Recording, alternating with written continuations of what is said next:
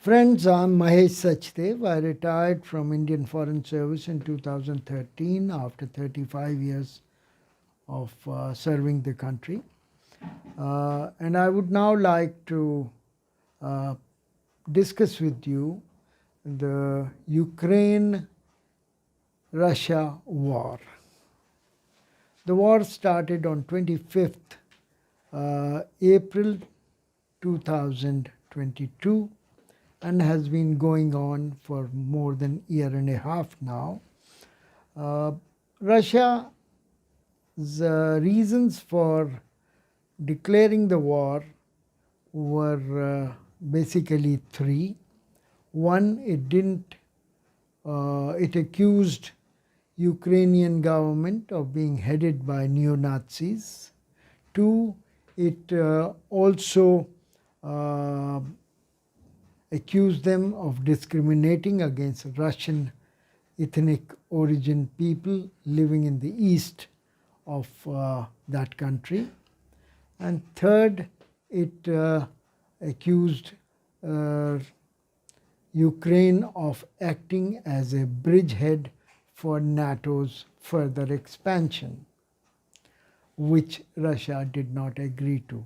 The special military operation launched by Russia on April 25, 2022 started in a big manner from east as well as north of the country, Ukraine, but it got bogged down after meeting unexpectedly fierce resistance from Ukrainian forces, which were supported by various means by the NATO countries.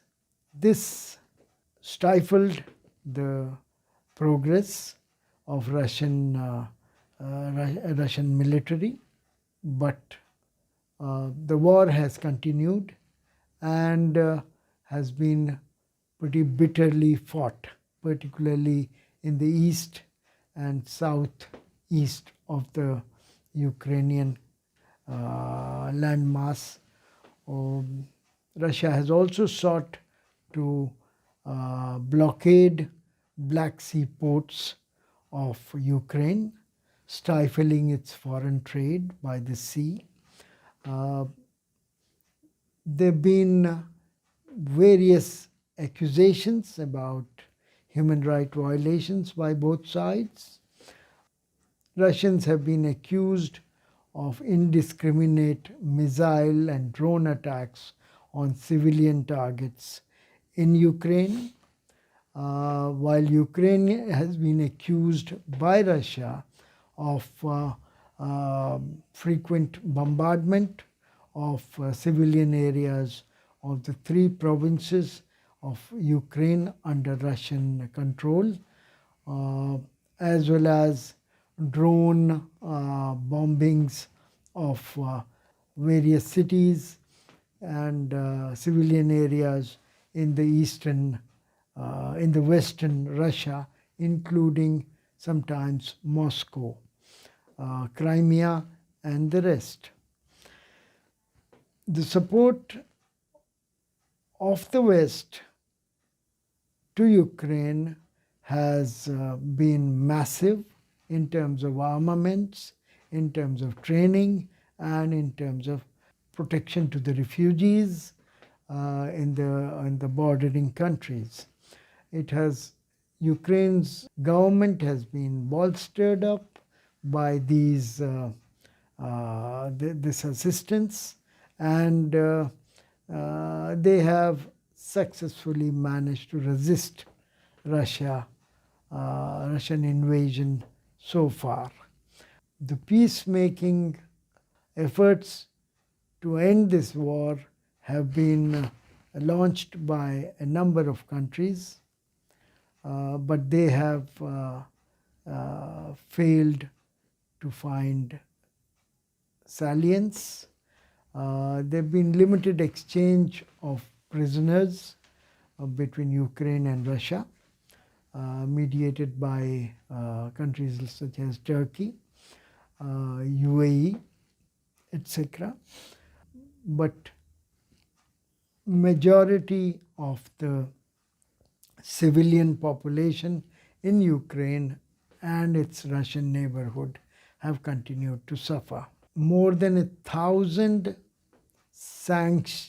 type of economic sanctions have been launched by the West, led by United States, against Russia. These include oil and gas related sanctions, fund transfer, banking transfer, shipping, and so on. But Russia has managed to defy these sanctions, and Russian economy is impacted, but not grievously enough to make it give up the war. Russia has been able to garner some support from countries such as Iran, North Korea, and China. The Russian supplies of gas and oil products to European Union, which was the mainstay of their requirements, has been stopped either by Russia or by the European Union to punish Russia for its invasion of Ukraine. Either way, this has greatly disrupted the world oil market, world gas market, and the prices have been unusually high. Similarly, the grain exports from Ukraine and Russia have been disrupted by the war, and therefore the prices of these vital commodities have gone up drastically. This has impeded the nutritional and food requirements of much of the poorer countries, particularly in sub-Saharan Africa and Egypt. The various sanctions imposed on Russia have also resulted in disruption of Russian diaspora, many of whom were located in Western Europe.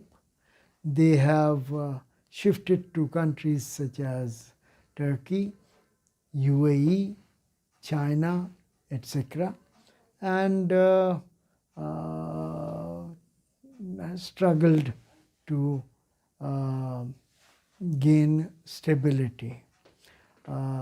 Russia has also faced criticism in the UN fora for its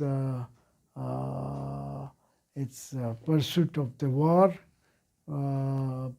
and we have seen that Russian president has had an International Criminal Court warrant issued for his arrest for alleged human rights violations. Be as it may, the war seems to be rooted from the Russian side in their belief that West is trying to encircle Russia by eastward expansion of NATO.